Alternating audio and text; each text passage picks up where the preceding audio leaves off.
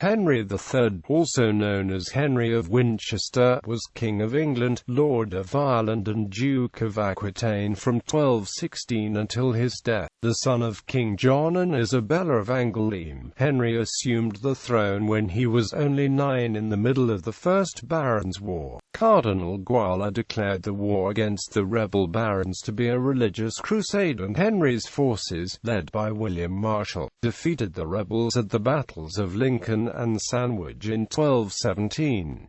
Henry promised to abide by the Great Charter of 1225, which limited royal power and protected the rights of the major barons. His early rule was dominated first by Hubert de Burgh and then Peter des Roches, who re-established royal authority after the war. In 1230 the king attempted to reconquer the provinces of France that had once belonged to his father, but the invasion was a debacle. A revolt led by William Marshal's son, Richard, broke out in 1232, ending in a peace settlement negotiated by the Church. Following the revolt, Henry ruled England personally, rather than governing through senior ministers. He travelled less than previous monarchs, investing heavily in a handful of his favourite palaces and castles. He married Eleanor of Provence, with whom he had 5 children. Henry was known for his piety, holding lavish religious ceremonies and giving generously to charities. The king was particularly devoted to the figure of Edward the Confessor, whom he adopted as his patron saint. He extracted huge sums of money from the Jews in England, ultimately crippling their ability to do business, and as attitudes towards the Jews hardened, he introduced the Statute of Jewry, attempting to segregate the community. In a fresh attempt to reclaim his family's lands in France, he invaded Poitou in 1242, leading to the disastrous Battle of Taillebourg. After this, Henry relied on diplomacy, cultivating an alliance with Holy Roman Emperor Frederick II. Henry supported his brother Richard in his bid to become King of the Romans in 1256, but was unable to place his own son Edmund on the throne of Sicily, despite investing large amounts of money. He planned to go on crusade to the Levant, but was prevented from doing so by rebellions in Gascony. By 1258, Henry's rule was increasingly unpopular, the result of the failure of his expensive foreign policies and the notoriety of his Poitevin half-brothers, the Lucinians, as well as the role of his local officials in collecting taxes and debts. A coalition of his barons, initially probably backed by Eleanor, seized power in a coup d'état and expelled the Poitevins from England, reforming the royal government through a process called the Provisions of Oxford. Henry and the baronial government enacted a peace with France in 1259, under which Henry gave up his rights to his other lands in France in return for King Louis IX of France recognizing him as the rightful ruler of Gascony. The baronial regime collapsed, but Henry was unable to reform a stable government, and instability across England continued. In 1263, one of the more radical barons, Simon de Montfort, seized power, resulting in the Second Barons' War. Henry persuaded Lewis to support his cause and mobilized an army. The Battle of Lewes occurred in 1264, where Henry was defeated and taken prisoner. Henry's eldest son, Edward, escaped from captivity to defeat de Montfort at the Battle of Evesham the following year and freed his father. Henry initially enacted a harsh revenge on the remaining rebels, but was persuaded by the Church to mollify his policies through the dictum of Kenilworth. Reconstruction was slow, and Henry had to acquiesce to various measures, including further suppression of the Jews, to maintain baronial and popular support. Henry died in 1272, leaving Edward as his successor. He was buried in Westminster Abbey, which he had rebuilt in the second half of his reign, and was moved to his current tomb in 1290. Some miracles were declared after his death, but he was not canonized. Background and childhood. Henry was born in Winchester Castle on the 1st of October 1207. He was the eldest son of King John and Isabella of Angoulême. Little is known of Henry's early life. He was initially looked after by a wet nurse called Ellen in the south of England, away from John's itinerant court, and probably had close ties to his mother. Henry had 4 legitimate younger brothers and sisters: Richard, Joan, Isabella and Eleanor, and various older illegitimate siblings. In 1212 his education was entrusted to Peter des Roches, the Bishop of Winchester. Under his direction, Henry was given military training by Philip d'Orbigny and taught to ride, probably by Ralph of St. Sampson. Little is known about Henry's appearance. He was probably around 168 centimeters tall, and accounts recorded after his death suggested that he had a strong build, with a drooping eyelid. Henry grew up to occasionally show flashes of a fierce temper, but mostly, as historian David Carpenter describes, he had an amiable, easygoing, and sympathetic personality. He was unaffected and honest, and showed his emotions readily, easily being moved to tears by religious sermons. At the start of the 13th century, the Kingdom of England formed part of an empire spreading across Western Europe. Henry was named after his grandfather, Henry II, who had built up this vast network of lands stretching from Scotland and Wales, through England, across the English Channel to the territories of Normandy, Brittany, Maine and Anjou in northwest France, onto Poitou and Gascony in the southwest. For many years the French crown was relatively weak, enabling first Henry II and then his sons Richard and John to dominate France. In 1204, John lost Normandy, Brittany, Maine and Anjou to Philip II of France, leaving English power on the continent limited to Gascony and Poitou. John raised taxes to pay for military campaigns to regain his lands, but unrest grew among many of the English barons. John sought new allies by declaring England a papal fiefdom, owing allegiance to the Pope. In 1215, John and the rebel barons negotiated a potential peace treaty, the Magna Carta. The treaty would have limited potential abuses of royal power, demobilized the rebel armies and set up a power-sharing arrangement. But in practice neither side complied with its conditions. John and the loyalist barons firmly repudiated the Magna Carta, and the First Barons' War erupted, with the rebel barons aided by Philip's son, the future Louis VIII, who claimed the English throne for himself.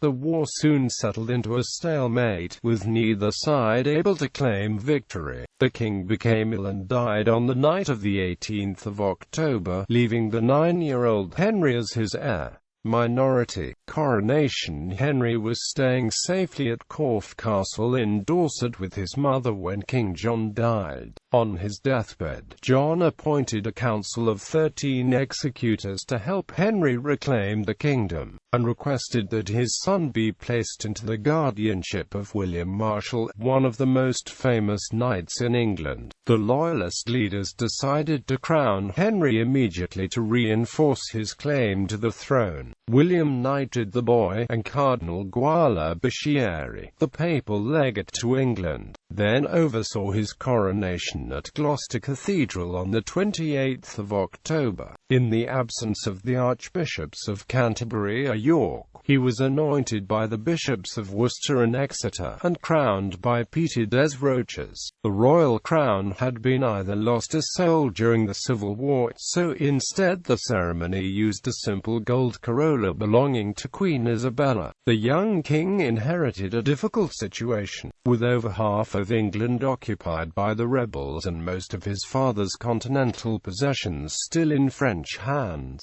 He had substantial support, however, however, from Guala, who intended to win the civil war for Henry and punish the rebels. Guala set about strengthening the ties between England and the papacy, starting with the coronation itself, where Henry gave homage to the papacy, recognizing the Pope as his feudal lord. Pope Honorius declared that Henry was the Pope's vassal and ward, and that the legate had complete authority to protect Henry and his kingdom. As an additional measure, Henry took the cross, declaring himself a crusader and so entitled to special protection from Rome. Two senior nobles stood out as candidates to head Henry's regency government. The first was William, who, although elderly, was renowned for his personal loyalty and could help support the war with his own men and material. The second was Ranulph de Blondeville, the Earl of Chester and one of the most powerful loyalist barons. William diplomatically waited until both Guala and Ranulph had requested him to take up the post before assuming power. William then appointed Des Roches to be Henry's guardian, freeing himself up to lead the military effort. End of the Barons' War. The war was not going well for the Loyalists, and the new regency government considered retreating to Ireland. Prince Louis and the rebel barons, however, were also finding it difficult to make further progress. Despite Louis controlling Westminster Abbey, he could not be crowned king because the English Church and the papacy backed Henry. John's death had diffused some of the rebel concerns, and the royal castles were still holding out in the occupied parts of the country. In a bid to take advantage of this, Henry encouraged the rebel barons to come back to his cause in exchange for the return of the lands, and reissued a version of the Magna Carta, albeit having first removed some of the clauses, including those unfavorable to the papacy. The move was not successful, and opposition to Henry's new government hardened. In February, Louis set sail for France to gather reinforcements. In his absence, arguments broke out between Louis's French and English followers, and Cardinal Guala declared that Henry's war against the rebels was a religious crusade. This resulted in a series of defections from the rebel movement, and the tide of the conflict swung in Henry's favor. Louis returned at the end of April and reinvigorated his campaign, splitting his forces into two groups, sending one north to besiege Lincoln Castle and keeping one in the south to capture Dover Castle. When he learned that Louis had divided his army, William Marshal gambled on defeating the rebels in a single battle. William marched north and attacked Lincoln on the 20th of May, entering through a side gate. He took the city in a sequence of fierce street battles and sacked the buildings. Large numbers of senior rebels were captured, and historian David Carpenter considers the battle to be one of the most decisive in English history. In the aftermath of Lincoln, the Loyalist campaign stalled and only recommenced in late June when the victors had arranged the ransoming of the prisoners. Meanwhile, support for Louis's campaign was diminishing in France, and he concluded that the war in England was lost. The French prince negotiated terms with Cardinal Guala, under which he would renounce his claim to the English throne. In return, his followers would be given back the lands. Any sentences of excommunication would be lifted, and Henry's government would promise to enforce the Magna Carta. The proposed agreement soon began to unravel amid claims from some loyalists that it was too generous towards the rebels, particularly the clergy who had joined the rebellion.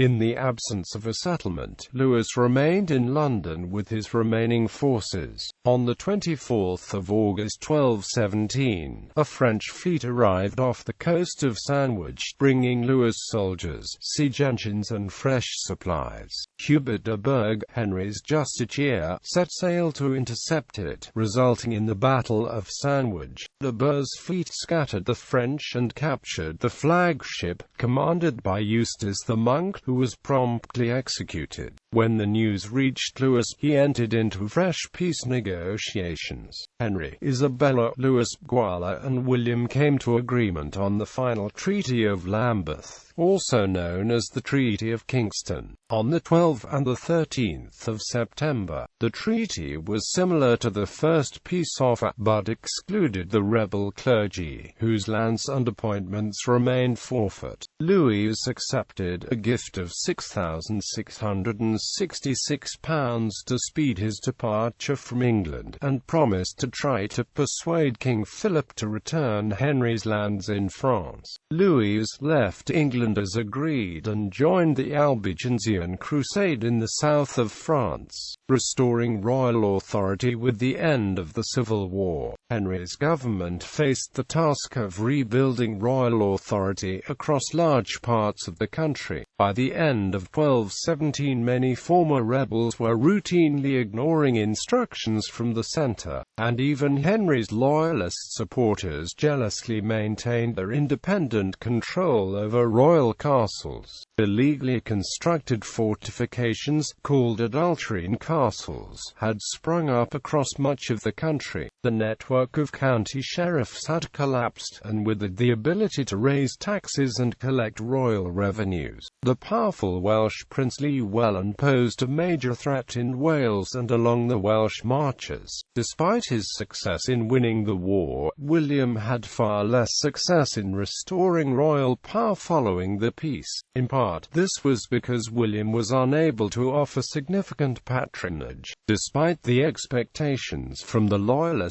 barons that they would be rewarded. William attempted to enforce the traditional rights of the crown to approve marriages and wardships, but with little success. Nonetheless, William was able to reconstitute the royal bench of judges and reopen the royal exchequer. The government issued the Charter of the Forest, which attempted to reform the royal governance of the forests. The Regency and Llywelyn came to agreement on the Treaty of Worcester in 1218, but its generous terms. Llywelyn became effectively Henry's justiciar across Wales, underlined the weakness of the English crown. Henry's mother was unable to establish a role for herself in the Regency government, and she returned to France in 1217, marrying Hugh de Lusignan, a powerful Poitevin noble. William Marshal fell ill and died in April 1219.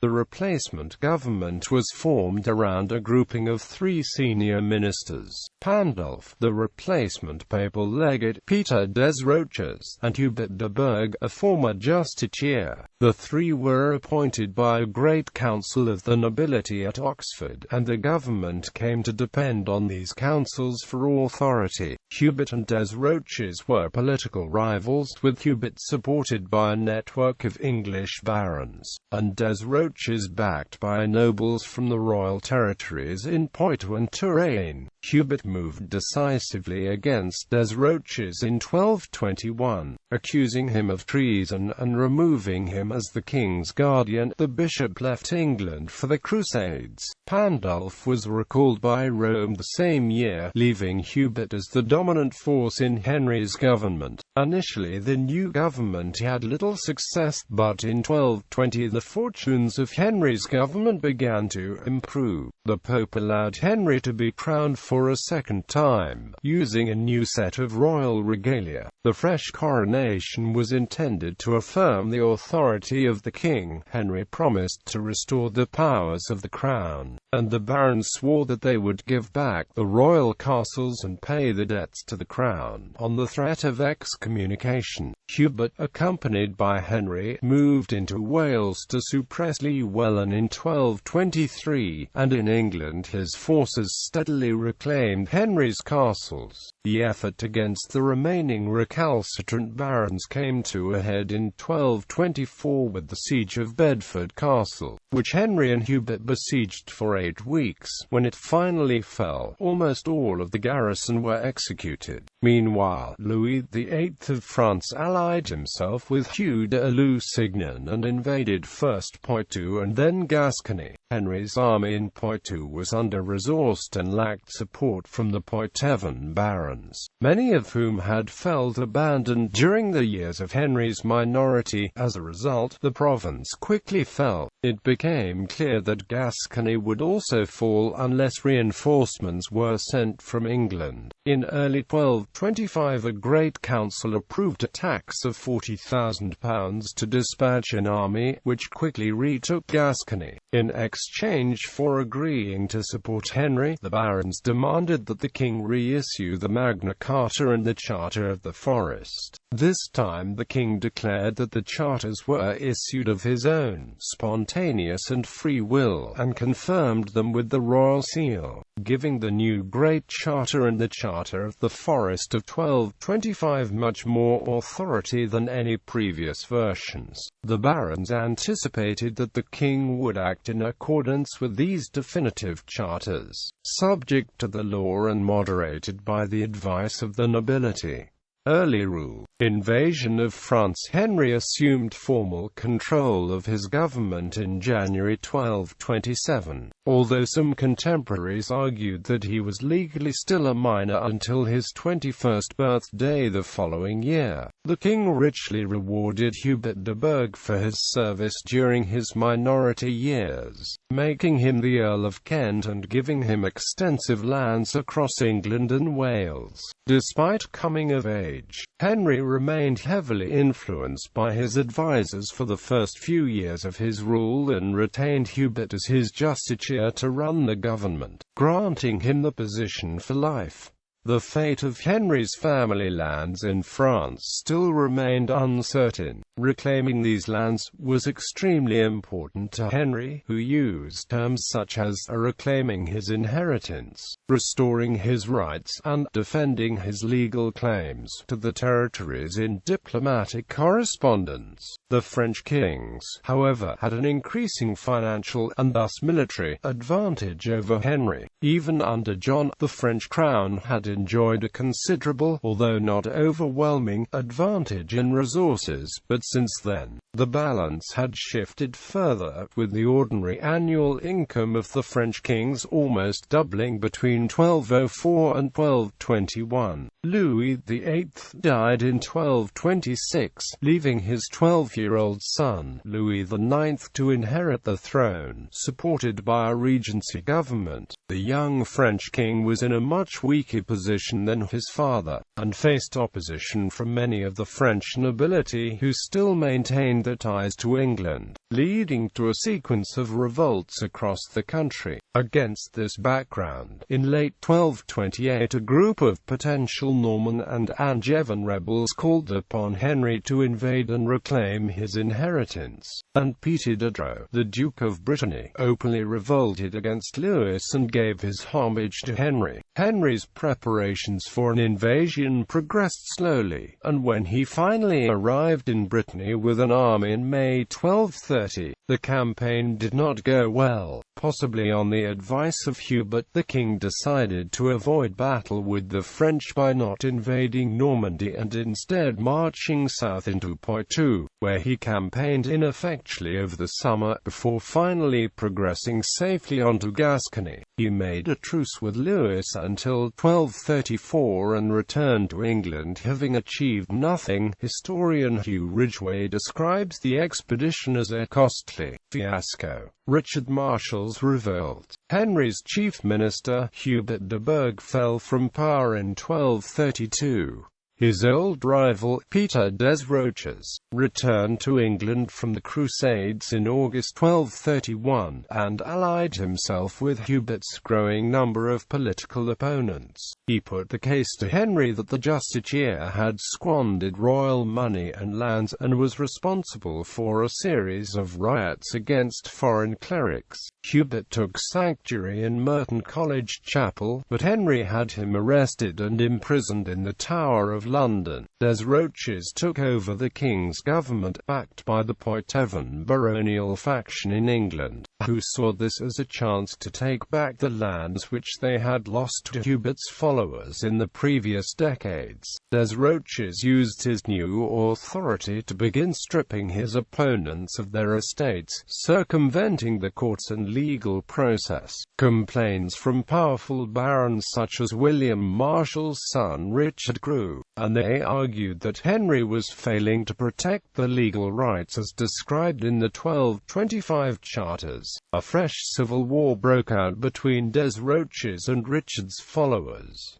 Desroches sent armies into Richard's lands in Ireland and South Wales. In response, Richard allied himself with Prince Llewellyn, and his own supporters rose up in rebellion in England. Henry was unable to gain a clear military advantage and became concerned that Louis of France might seize the opportunity to invade Brittany, where the truce was about to expire. While he was distracted at home, Edmund Rich, the Archbishop of Canterbury, intervened in 1234 and held several great councils, advising Henry to accept the dismissal of Desroches. Henry agreed to make peace, but, before the negotiations were completed, Richard died of wounds suffered in battle, leaving his younger brother Gilbert to inherit his lands. The final settlement was confirmed in May, and Henry was widely praised for his humility in submitting to the slightly embarrassing peace. Meanwhile, the truce with France in Brittany finally expired, and Henry's ally Duke Peter came under fresh military pressure. Henry could only send a small force of soldiers to assist, and Brittany fell to Lewis in November. For the next 24 years, Henry ruled the kingdom personally, rather than through senior ministers.